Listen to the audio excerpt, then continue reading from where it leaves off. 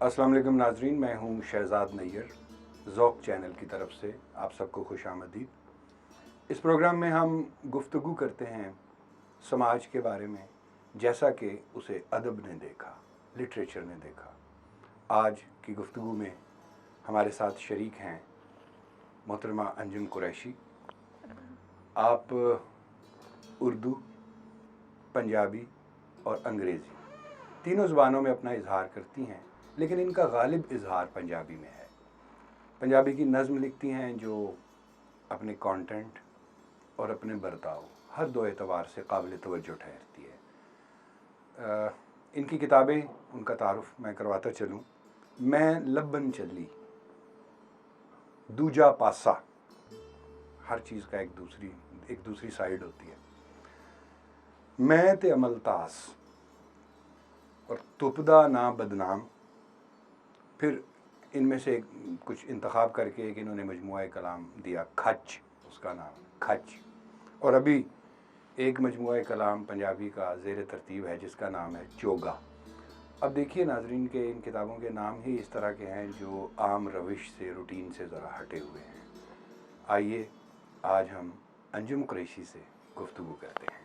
कैसी हैं आप? आप कैसे हैं नैयर? ठीक है शहजाद? ठीक ठाक हूँ। आपका बहुत शुक्रिया, आप ज़ौक़ चैनल पे तशरीफ़ लाई इस प्रोग्राम में जिसमें हम गुफ्तगू करते हैं। जी जी। सबसे पहले हम ये जानना चाहेंगे कि कब और कैसे आपको पता चला कि लफ्ज़ों से और सुखन से शनासाई के साथ ज़िंदगी गुजरने वाली है। सबसे पहले कैसे डिस्कवर किया कि मेरे अंदर शायर है? इत्तेफाक से ऐसा हुआ, अपनी अंग्रेज़ी की क्लास में हम बैठे थे सब स्टूडेंट्स, 1978 की बात है और मैं 8वीं जमात में थी। तो उस दिन ज़्यादातर बच्चों का मूड था कि हम ना पढ़ाई करें आज, तो टीचर मूड में थी कि आज पढ़ाएंगी, वरना वो भी कभी कभी हमारे मूड से इत्तेफाक कर जाती थी और फ्री पीरियड दे दिया करती थी। तो उस दिन उन्होंने एक एसे लिखवाना था इंग्लिश का, जो कि डबल लेसन में वो अक्सर लिखवाती थी। लेकिन उन्होंने मुझे ये देख कर कि मैं बहुत ज़्यादा उतावली हूँ फ्री पीरियड के लिए, उन्होंने मुझे कह दिया कि बेटा जी अच्छा चलो बाकी क्लास लिख लेती है ऐसे, और आप लिखिए, जाकर पीछे बैठ जाएं कोने में और जाकर लिखिए एक नज़्म अंग्रेज़ी में। अच्छा। तो उनका ये ख्याल होगा शायद कि ये इसको ज़रा अलग बिठा दूँ, बाकी क्लास को डिस्टर्ब ना करे या अपने ध्यान लगी रहे, या ये ना लिखे ऐसे, इसने अगर नहीं लिखना तो ना लिखे। मगर उन 2 पीरियड्स के एंड में जहाँ बाकी क्लास ने ऐसे लिखा, मैंने एक नज़्म लिख ली।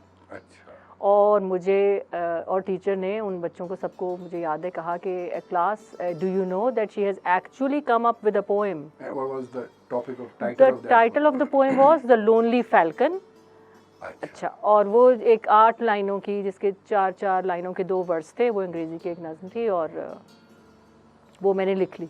उसके काफ़ी अरसे तक मैंने और कुछ नहीं लिखा, लाइक 2-4 हफ्तों तक। तो फिर ये जो मेरी टीचर थी, क्योंकि ये ख़ुद लिखती थी अंग्रेज़ी में, पोइट्री करती थी बहुत ज़बरदस्त वाली, तो इन्होंने मुझे कहा कि अगर तुम लिखो कभी या लिखना चाहो तो तुम ज़रूर लिखो, क्योंकि तुम लिख सकती हो। और क्योंकि ऐसे वगैरह में भी मुझे 9.5 आउट ऑफ 10 मिलते थे, जो कि ऐसे में लेना बहुत मुश्किल है। तो इसलिए उन्होंने मुझे कहा कि आप लिखो और आप मेरे पास लाओ and I will guide you.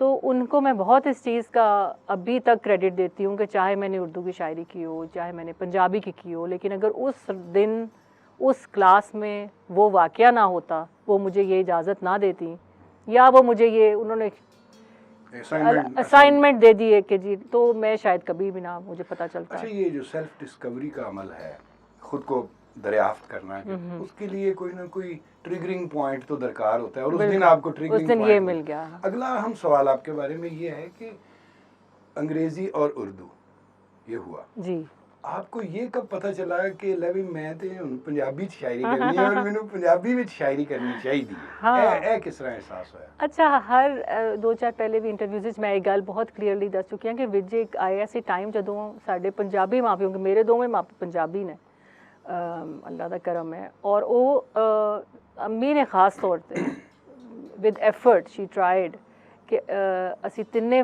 भैन भरा जिहड़े हाँ पंजाबी ना सीखण, ना बोलन। यहाँ तक कि नूरजहाँ के पंजाबी गाने हमारे घर में फॉरबिडन थे। वो तो जब मैंने 97-98 में समझती हूँ कि मैंने होश संभाला और मैंने नूरजहां के गाने जब सुने, तो मैं अक्सर रोज आया करती थी कि मैंने क्या मिस किया। अगर मैं ये पंजाबी के गाने सुनती हुई बड़ी होती तो मैं फिर कोई और ही शख्सियत बनी हुई होती। इस रवैये पर अफसोस ही किया जा सकता है कि हाँ। अगर अपनी मादरी जुबान जिसके अंदर हमारा कल्चर है, सकाफत है, रहता है, सब कुछ, उसी से अगर अपने बच्चों को जुदा अच्छा, लेकिन इस कुछ एक चीज़ उनसे ये शायद सही होती रही और वो शायद इसको नहीं जानते थे कि वो आपस में पंजाबी बोलते थे, हमें डांटते हमेशा पंजाबी में थे, और लेकिन हमें बोलने की इजाज़त नहीं थी। अगर हम कभी वो देख लेते कि हम आपस में ऐसे ही मजाक में पंजाबी बोल रहे हैं तो वो सख्त डांट पड़ती थी।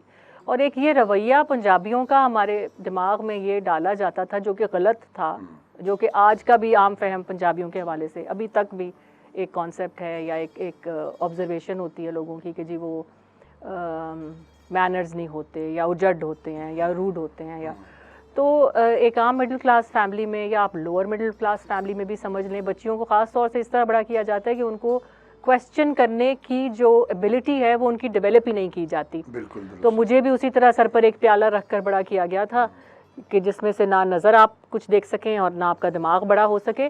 तो ये नहीं पूछना उस वक्त पेरेंट्स से मुझे आया कि हम भी तो फिर पंजाबी हैं, तो क्या ये उजड़ और गंवार और बदतमीज़ और ये जो सारा कुछ आप कहते हैं कि पंजाबी होते हैं, क्या वो हम भी हैं? ये पूछना ही नहीं आया तब। अच्छा, बड़ी ज़बरदस्त बात की आपने।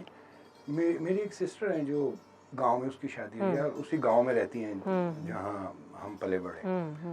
मैं गया उसके घर तो वो अपने बच्चों से उर्दू में बात कर रहे। ओके, गांव और पंजाब का गांव है, और पंजाब वस्ती पंजाब का गुजरांवाला के साथ का गांव है और वो उर्दू में बात कर रही है। हाँ। अच्छा, मैं क्या साइमा तू अपने बच्चों नाल पंजाबी विच क्यों नहीं गल करदी? साडे मां प्यो ने तो साडे नाल पंजाबी विच इसे पिंड च गल्लां कीतियां। कहंदी नहीं भाई बच्चे बदतमीज हो जांदे हैं।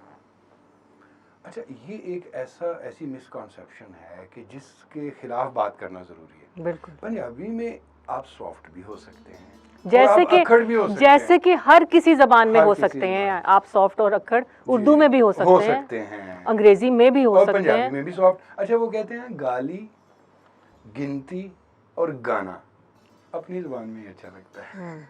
तो यहाँ हम आपसे एक नज्म सुनना चाहेंगे। और होवे भी वो पंजाबी दी और होवे भी छोटी जी। अच्छा, ठीक है।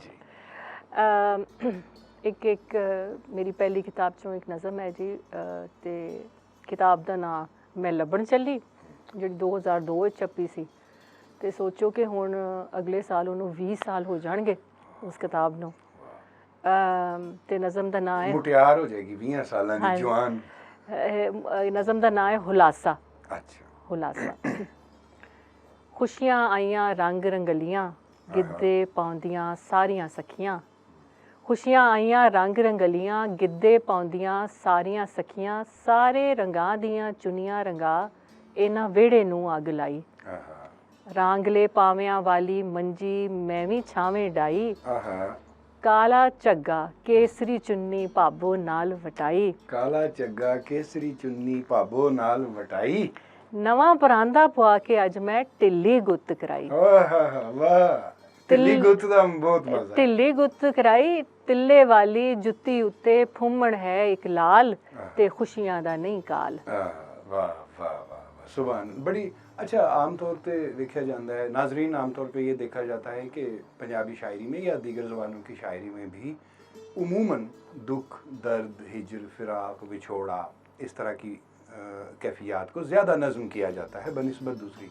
लेकिन जिस तरह की नज़म सुनाई है अंजुम कुरैशी ने कि एक सरमस्ती और सरखुशी और नशात की कैफियत, हाँ। उसको भी शायरों को नज़म करना चाहिए, क्योंकि एक मुकम्मल शायरी जहाँ एक तरफ दुख दर्द का बयान होती है, दूसरी तरफ इंसानी जज्बों का भी रंग रंगीला बयानिया होती है। और इंसान जो है हर तरह का जज्बा होता है, खुशी भी उनको होती है, अगर गम होता है तो खुशी भी उनको होती है, और उसको भी शायरी में उतनी जगह मिलनी चाहिए। जैसा कि आपने बातें होती रहेंगी, कुछ मजीद गहरी बातें हम अगले सेगमेंट में लेकर आ रहे हैं।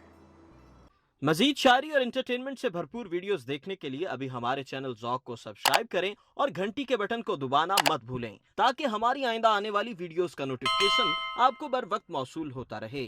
आप हमें ट्विटर और फेसबुक पर भी फॉलो कर सकते हैं, जिनके लिंक्स डिस्क्रिप्शन में मौजूद हैं।